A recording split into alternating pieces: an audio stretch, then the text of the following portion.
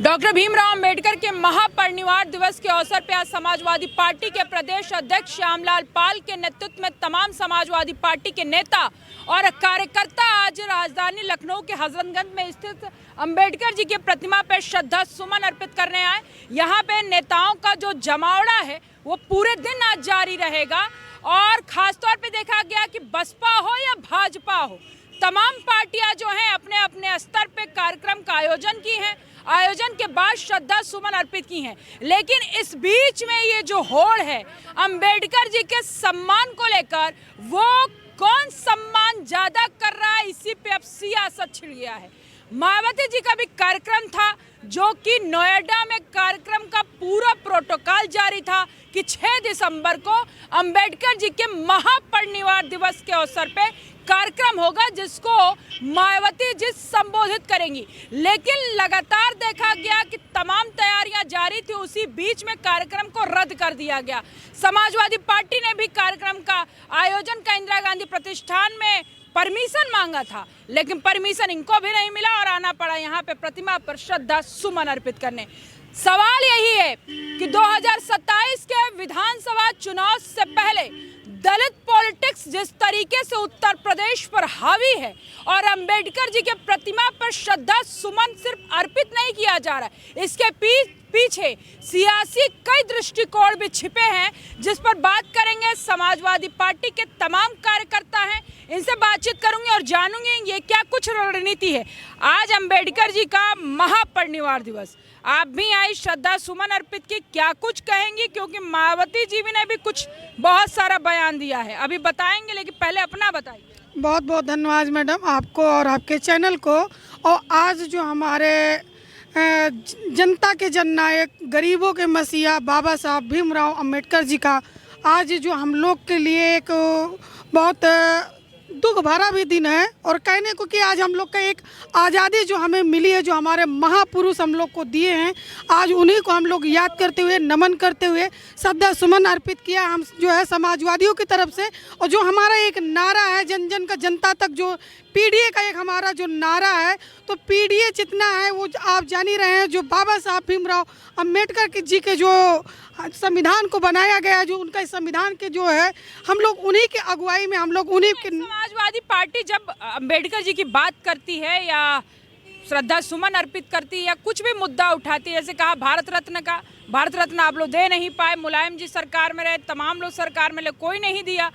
Samajwadi party कहती है कि अरे, बसपा कहती है, मतलब मुखिया उसकी मायावती कहती है, सब छलावा है सम्मान। ऐसा कहीं कुछ नहीं है।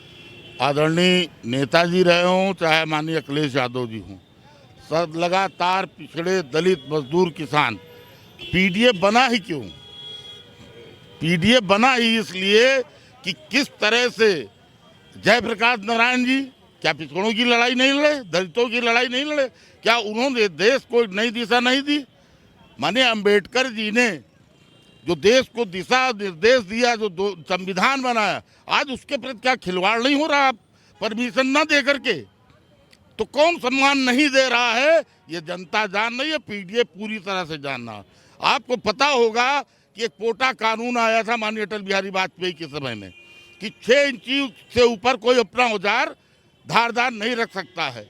तो किसानों के दर्द को लेकर के नेताजी ने कहा कि उनका फरसा, उनका गड़सा 12 इंची से ऊपर हुआ करता है, तो क्या हमारा किसान पोटा कानून में आएगा? तब इस सरकार ने वापस लेने का काम हुआ। आपको मालूम होगा कुछ साल पहले एक ये ले आए थे, सरसों के तेल नहीं बिकेगा, इस पे ड्राफ्टी है। तो आदरणीय नेताजी ने कहा कि मैं सरसों के तेल का समोसा बनवाऊंगा, सरसों के तेल की पूड़ी बनवाऊंगा, उसकी सब्जी बनवाऊंगा, और मुलायम सिंह यादव खाता है, देखते मुलायम सिंह यादव मर जाते हैं। जब आप लोग सरकार में तब क्यों नहीं पीडीए याद आया? पीडीए हमेशा याद आया, और सरकार ने और माननीय नेताजी ने, माननीय अखिलेश यादव जी ने हमेशा आम जनता के लिए काम किया, शिक्षा रोजगार के लिए काम किया, कभी धर्म जाति पे कोई राजनीति नहीं की, कभी किसी के साथ कोई भेदभाव नहीं किया। उनके लिए अगर नौजवान को लैपटॉप वितरण करना होता था तो जात धर्म देख के नहीं करते थे, किसान को कुछ देना होता तो जात धर्म देख के नहीं देते थे। और पहली बात तो कम से कम काम तो किया जाता था। इस सरकारों में आप देख लीजिए कोई काम नहीं किया जा रहा। सिर्फ राजनीति और कूटनीति और धर्म के प्रति एक दूसरे को लड़ाने का काम किया जा रहा है। न संविधान की बात हो रही है, न रोजगार की बात हो रही है, न देश की बात हो रही है।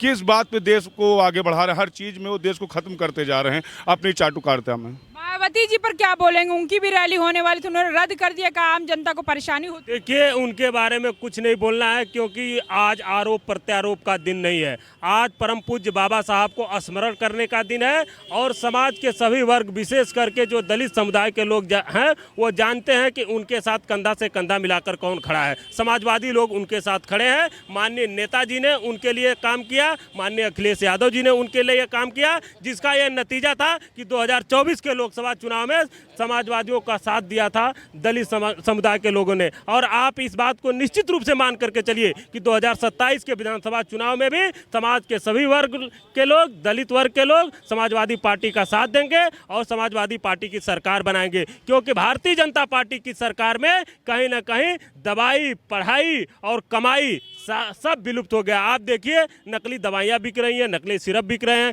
कमाई बिल्कुल समाप्त हो गई है, नौजवान बेरोजगार के लिए घूम रहा है, इसी तरह से पढ़ाई भी समाप्त होने की कगार पर है। तो आप मान के चलिए, समाज के सभी वर्गों के सहयोग से, परम पूज्य बाबा जी के आशीर्वाद से 2027 में समाजवादी पार्टी की सरकार बनेगी। ये समाजवादी पार्टी के तमाम नेता कार्यकर्ता आज महापरिनिर्वाण दिवस के अवसर पे अंबेडकर जी की प्रतिमा पे श्रद्धा सुमन अर्पित किए। इनका साफ तौर पे कहना था कि हमारा किसी पे आरोप प्रत्यारोप का ये दिन नहीं है, हमारे लिए अवसर बहुत खास है, संविधान के पुरोधा हैं और ऐसे में अंबेडकर जी का समाजवादियों पर जितना सम्मान किया उतना किसी ने नहीं किया। कैमरामैन निशान के साथ मैं जया सिंह, अनादि टीवी, लखनऊ।